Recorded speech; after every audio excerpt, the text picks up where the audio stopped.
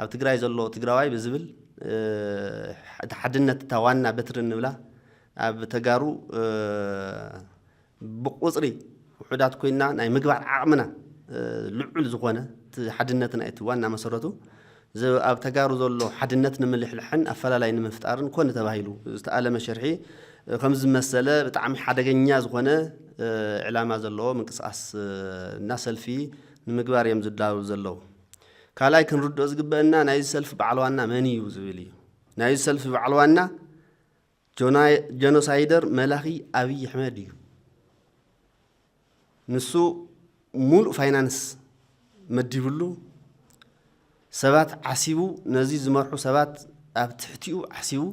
ዝንቀሳቀስ ዘሎ ኣብ ልዕሊ ህዝቢ ትግራይ ጀኖሳይድ ዝኣወጃን ዘፈጸማን ሚድያታት እውን ኣዳልዩ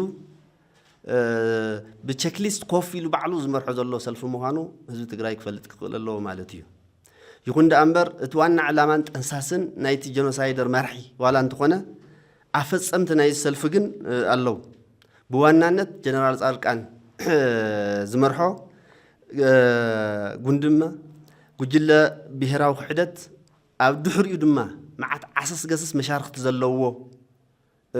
ሓይሊ ከም ዘሎ ንፈልጥ ኢና